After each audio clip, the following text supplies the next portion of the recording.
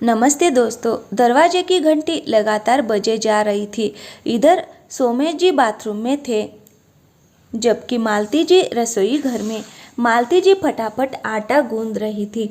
आज उनका और सोमेश जी का अपने दोस्तों के साथ पूरे दिन बाहर घूमने का प्लान था। आज सब लोग शहर के ही कई मंदिरों के दर्शन करने जा रहे थे। अब बाहर का खाना तो पचता नहीं था, सो सब लोग अपने अपने घर से ही खाना बनाकर लेकर जा रहे थे। बस मालती जी इसी की तैयारी में लगी थी। लेकिन तभी दरवाजे की घंटी बजी। मालती जी के हाथ आटे से सने हुए थे। हाथ का आटा जैसे तैसे निकालकर जितनी फुर्ती से वो चल सकती थी, चलते हुए बाहर आई और आकर दरवाज़ा खोला तो सामने बेटी प्रीति, बेटा भावेश अपने परिवार के साथ खड़ा हुआ था। सबको अचानक एक साथ घर पर देखकर खुद मालती जी हैरान रह गई। ना कोई सूचना न कुछ, और अचानक सब लोग एक साथ घर चले आए।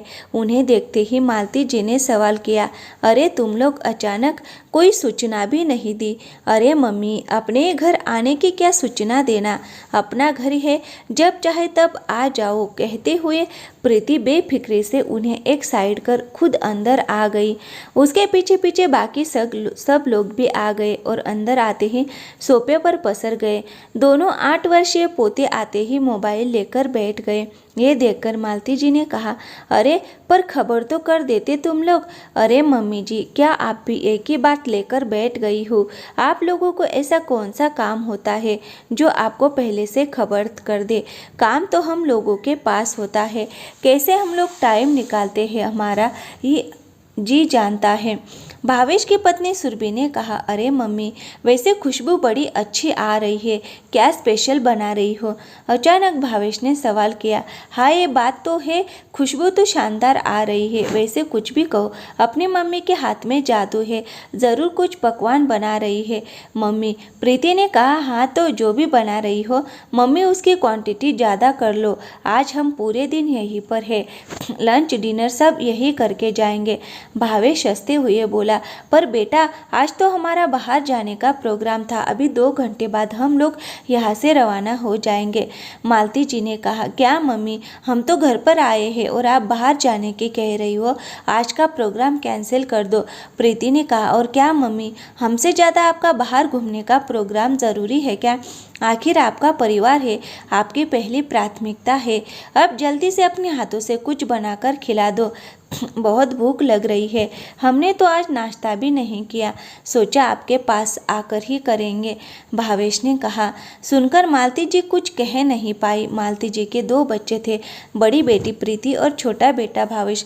दोनों ही शादीशुदा थे और अपने अपने परिवार के साथ खुश थे और दोनों ही इसी शहर में रहते थे। पहले भावेश और सुरभि सोमेश जी और मालती जी के साथ ही रहते थे, लेकिन बुजुर्ग माता पिता की सेवा करने में भावेश और उसकी पत्नी सुरभि को बड़ा रोना आता था।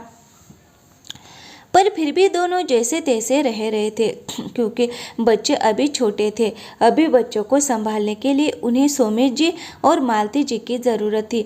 जब बच्चे 3 साल के हो गए और स्कूल जाने लगे, तब भावेश ने इसी शहर में अपना दूसरा मकान बना लिया और वही अपने बच्चों और पत्नी के साथ शिफ्ट हो गया। ये कहकर कि यहाँ से उनका ऑफिस दूर पड़ता है। हालांकि सोमेश जी और मालती जी सब जानते थे, इसीलिए वो दोनों चुप रह गए। आखिर में घर का माहौल खराब करने से कोई फायदा नहीं, पर उनके दोनों बच्चों की ही बड़ी खराब आदत थी। उनका जब मन करता वो लोग यहाँ आ जाते, हालांकि इसके लिए कोई मना भी नहीं थी। बच्चे घर पर आए मिलने तो क्या बुराई है, लेकिन अपने हर काम फिर वो मालती जी से ही करवाते। उस दिन तो वो लोग बिस्तर या सोफे पर से उठते ही नहीं थे। सबके लिए हॉलीडे होता, लेकिन मालती जी का काम तो बढ़ जाता और सबसे बड़ी दिक्कत होती थी कि बिन बताए ही चले आते थे। कई बार उन लोगों के कारण सोमेश जी और मालती जी को अपने प्रोग्राम कैंसिल करने पड़ते थे। अभी पिछली बार की ही बात है, सोमेश जी और मालती जी का अपने दोस्तों के साथ बाहर जाने का प्रोग्राम था। तब भी भावेश और प्रीति अचानक से घर पर आ गए थे और उन्हें अपना प्रोग्राम कैंसिल करना पड़ा था। उस दिन भी मालती जी सुबह से रसोई में अकेली लगी हुई थी, लेकिन मजाल की बहू तो छोड़ो, बेटी भी उठकर रसोई में आई हो। पूरे दिन भर वो लोग घर पर ही रुके थे, नई नई चीज़ों की डिमांड कर रहे थे और मालती जी उन्हें बनाकर खिला रही थी। अब सब सामान घर पर हो ये भी ज़रूरी नहीं है, सो सोमेश जी को ही बाजार से सामान खरीदने जाना पड़ रहा था। सोमेश जी ने भावेश को कहा, बेटा क्या बुढ़ापे में मुझे परेशान कर रहा है, तुम खुद जाकर सामान ले आओ। क्या पापा, आपको हमारा आना अच्छा नहीं लगता है क्या? कभी कभी तो आते हैं यहाँ पर, उसमें भी आप काम बता रहे हो और फिर हम मम्मी से ही तो डिमांड करेंगे, आखिर हमारी पसंद का खाना बनाती है वो, परिवार इसी को ही कहते हैं। भावेश ने बिगड़ते हुए कहा, लेकिन बेटा मुझे लगता है पापा जी को हमारा आना बिल्कुल अच्छा नहीं लगता। एक तो हम समय निकाल कर आपसे मिलने के लिए आते हैं और उसमें भी आप हमारे साथ ऐसा व्यवहार करते हैं। तब सुरभि बीच में बोल पड़ी थी। ये सुनकर मालती जी ने सोमेश जी को चुप रहने के लिए इशारा किया। ये देखकर सोमेश जी खुद ही बाजार चले गए थे। उस दिन तो फिर भी ये लोग दोपहर तक रुके थे। दोपहर को भी अपना लंच खत्म कर बर्तन सिंक में छोड़कर भावेश तो अपनी पत्नी और बच्चों के साथ रवाना हो गया।